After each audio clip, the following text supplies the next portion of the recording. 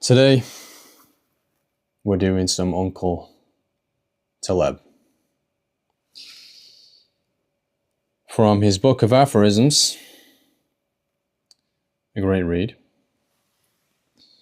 So, just a short one-sentence quotation today. Procrastination is the soul rebelling against entrapment.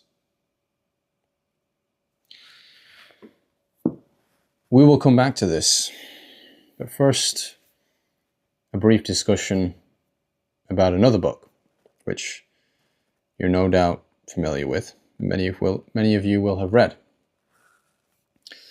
So James Clear, he wrote a book called Atomic Habits, which has sold a bazillion copies by now.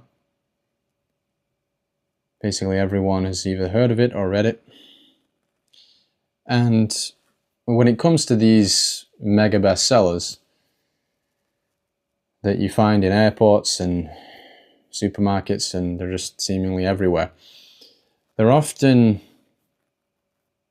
not worth your time. They're very rarely have much meat to them. It's a lot of fluff, a lot of anecdote, stories, but not a lot of dense, useful material. If there is, it's very brief. And so you could often get a summary that sums up the meaningful bit and just skip the rest. Now, Atomic Habits is arguably an exception to this general trend, because if you read it, you'll find that it's pretty useful, and there's not a lot of waste, and it combines a lot of useful principles into this handy text. And if you apply this stuff, it's likely that you're going to be able to develop habits or increase your productivity.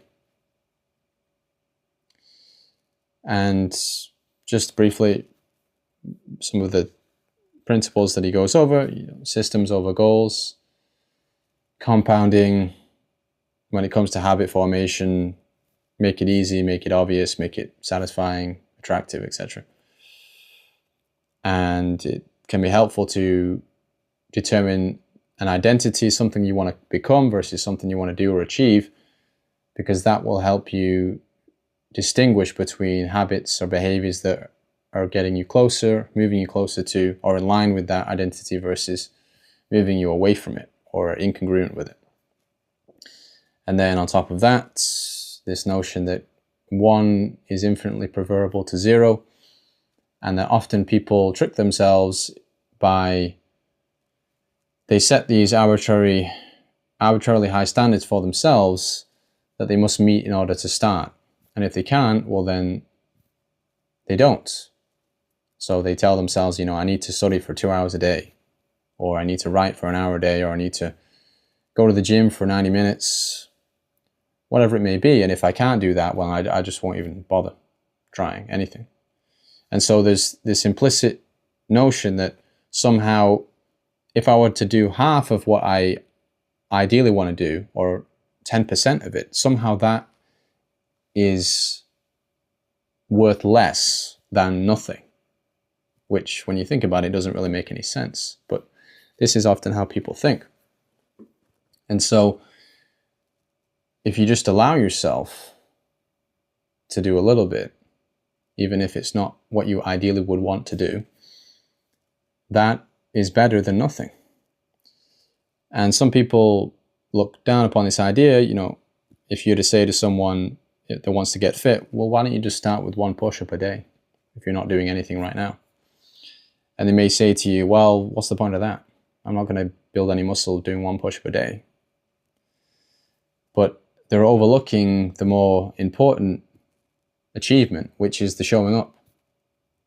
And if you can do 1 push-up a day for a year, okay, well, you may have not built a lot of muscle, but you've established a pretty robust habit.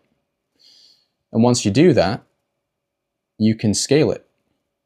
You can scale the difficulty or the duration much more easily once you've already started.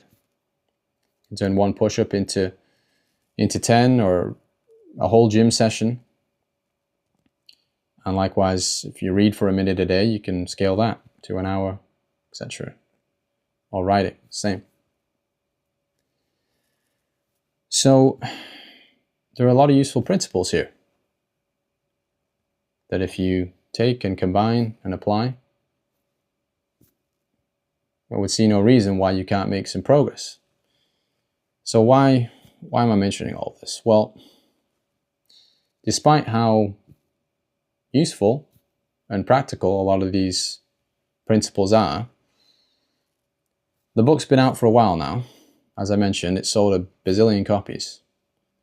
But for some reason, Clear seems to have failed in eradicating procrastination from the earth.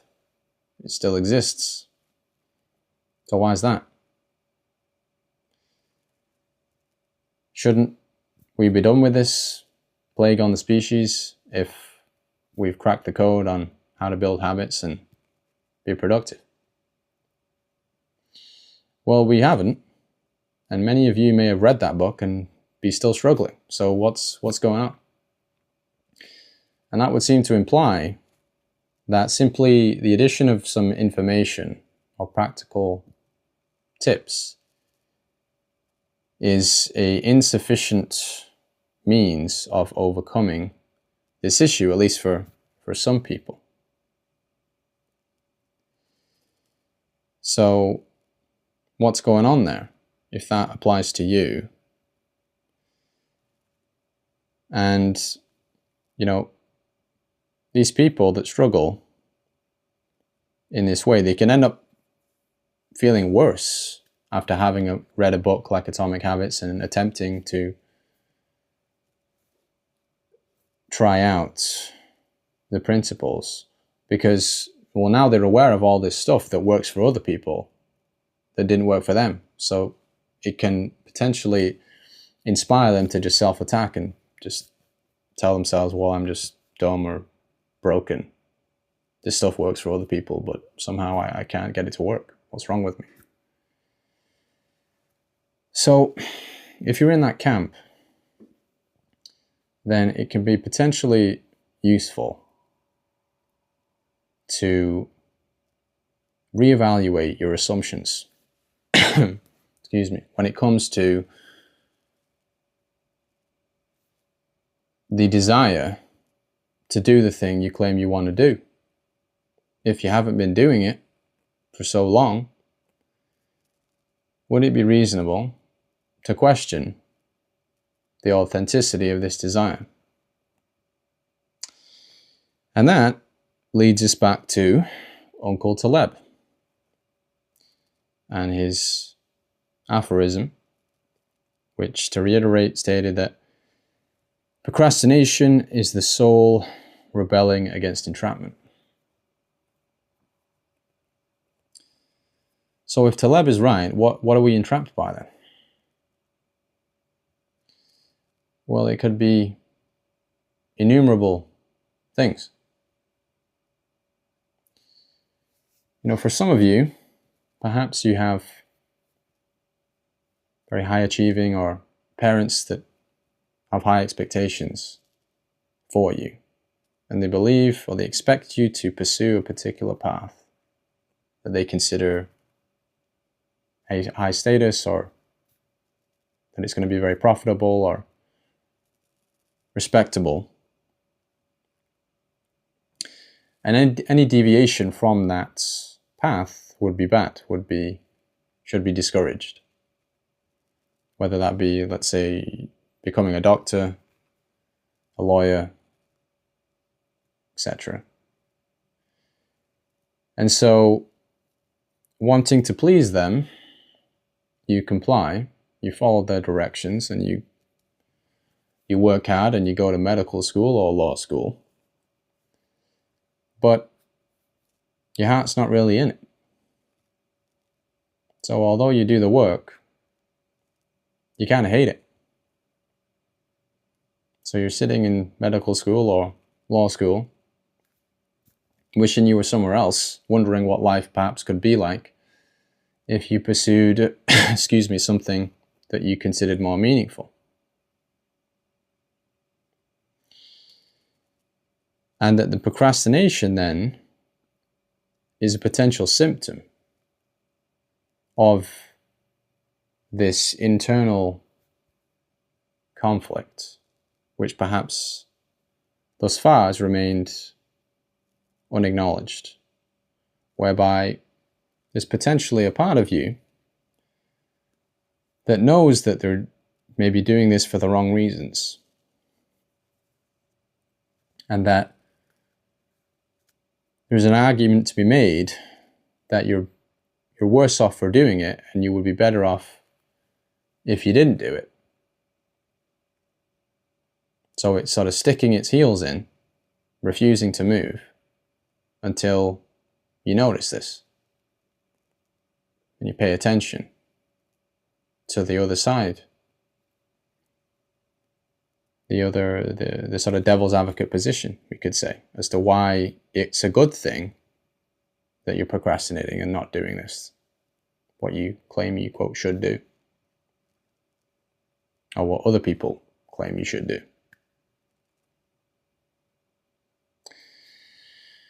So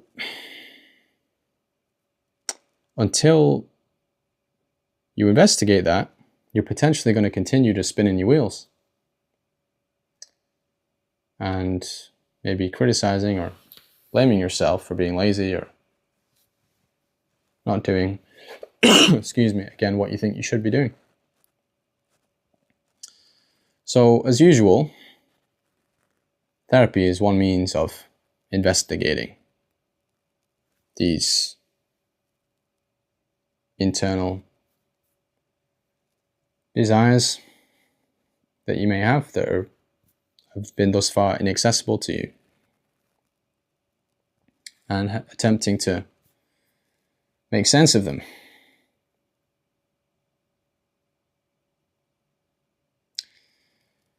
Now, in addition to that, one other thing we could maybe mention today briefly is that some may just say that I'm just self-sabotaging.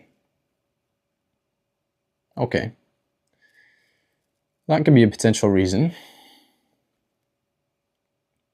We could certainly perhaps imagine a scenario in which, excuse me, let's say we were to succeed. You know, we pursue medical school or law school, and we were to go through with it and just knuckle down and do the work. That perhaps if we were to do that, maybe there are some people around us